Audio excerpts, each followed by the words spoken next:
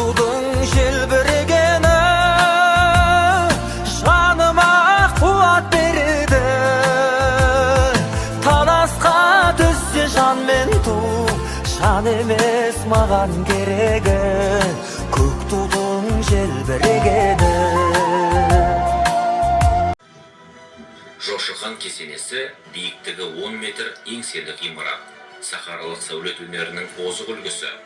Күмбезде сақталған таңбаларға қарағанда, оны салуға жошыға бағынған Оғыз, Арғын, Қыпшақ, Керей, Найман, Қоңырат, Қаңлы сияқты көптеген тайпаның ат салысқаны көрінеді. Тарихи дәстүр бойынша мазарды қайтыс болған кісінің жылдық асын бергенге дейін көтеретін болған. Соған қарағанда кесене 1227 жылы қайтыс болған жошыға 1228 жылы тұрғызылған болуы мүмкін.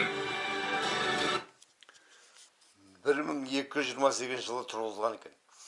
1227 жылы жошы хан қайтыс болған екен. Бұнда жаңа айтып көрсетіп ғой, Найманның, Керейдің, Арғынның, тағы да Қыпшақ бар ма, Қоңыраттың ру таңбалары бар екен. Сол рулар осыны көтерген басына. Енді мен Кереймін, Керейшті Абақ Кереймін. Осы жошы хан бабамыздың басына барып басым дейім, тіземді бүгіпті.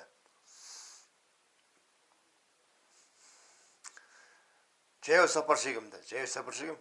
Енді маған қосылам десеңіздер, қосылыңыздар, бірге барайық жаңағы.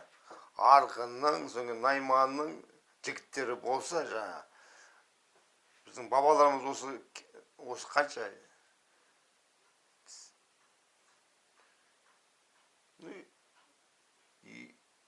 800 жылдан артық бұрын бас қосып кесенені көтерген бүл қазақтардың басын қосып біріктіріп. Енді соның ұрпақтары бізбіз ғой, қазіргі қазақтар.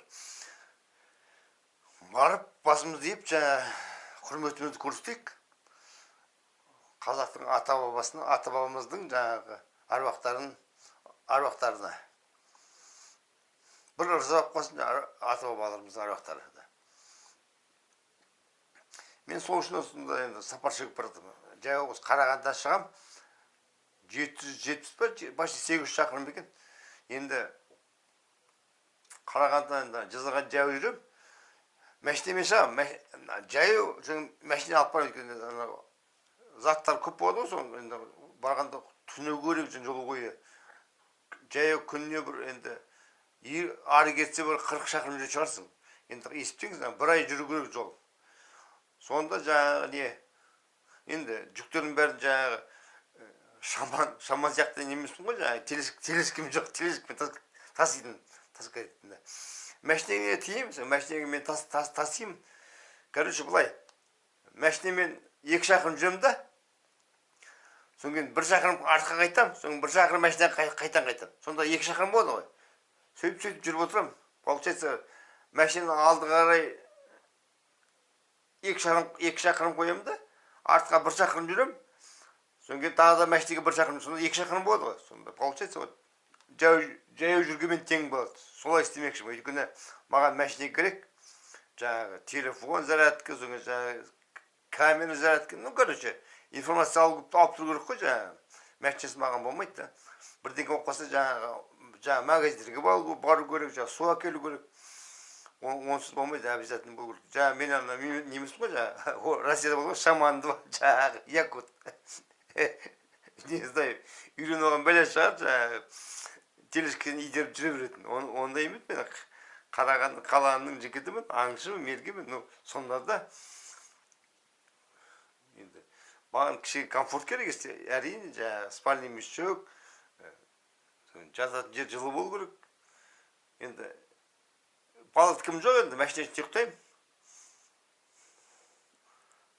Енді от жағу, су керек, от жағу, газ, бензин.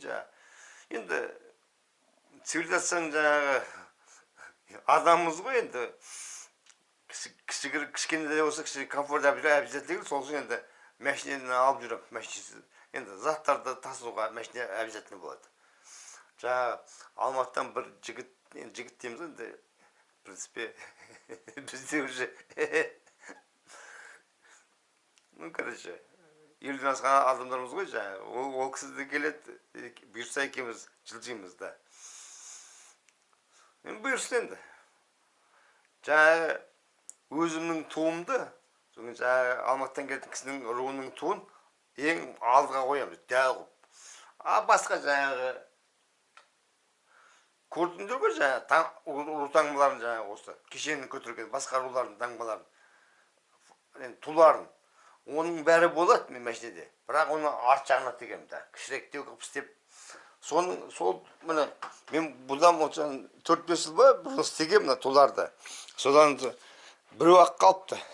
Керейдің өзімнің туым жоқ даже. Мынау сары үйсіннің туы ғой, сары үйсіндердің таңбасы ғой да. А мен өзімнің туым жоқ. Осындай енді тулар болады артында бір жаңағы. Қанша 10 жақты таңба көрдім ғой, жаңағы ескерткіштен, памятниктен.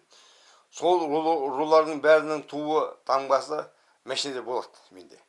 Егер маған қосыламын десеңдер, онда менімен бірге жүріңдер, онда туларыңызды мәшиненің алдына тігем. Енді менің туым обязательно алда болады. Жаңағы Алматыдан келетін жігіттің туы, руының туы алда болады. Енді бірге жүргесін, бірге баратын жаңағы жаяу шерім ба, енді пешеход қой, пешеход. Ол кісілердің жаңағы сапарда не дейді? Участвовать ететін, жаңағы участниктерінің жаңағы тулары обязательно алда болады. Жарайды тағы да. Арғай көрейік. Жошы ескерткіші бұл сонау өзінің дәуірінде салынған, яғни 10-шы ғасырға жататын ескерткіш болып табылады. Бұл ескерткішті ең алғашқы рет кешенді түрде қазақтың маңдайалды ірі ғалымы Қаныш Имантайұлы Сәтбаевтың ізін қуған әмбебап ғалым Әлки Қаханұлы Марғұлан 46 жылы Орталық Қазақстан археологиялық экспедициясын құрған кезде осы жерлерді зерттеді. Жалпы тек қана жошы кесенесі емес, оның ар жағында жатқан Алашахан, бер жағында жатқан Домбол, одан кейін бар Ұлытаудың бойындағы талай ескерткіштерді осы Әлекең 1946 жылы Орталық Қазақстан археологиялық экспедициясын құрғаннан бастап зерттеу объектісіне айналдырды. Енді Әлекеңнің сол заманға сай біраз жұмыстары жүрмей қалды, тоқтап қалды, сол кездегі саясатқа байланысты, сол кездегі идеологияға байланысты. Бірақ дегенмен де Әлекең осы жошының мазарын қазғаннан кейін барып, осы жерде жошы жатқандығын дәлелдейтін заттар алып, аяғына дейін алып бармаса да белгілі бір деңгейде мақалалар жазды. Сонымен қоса Әлекеңнің бір тамаша аңғарымпаздығы кәсіби маман ретінде деп айтуымызға болады. Әлекең осы жошының мазарының қасында тағы да басқа археологиялық ескерткіштердің бар болуы мүмкіндігін жазды.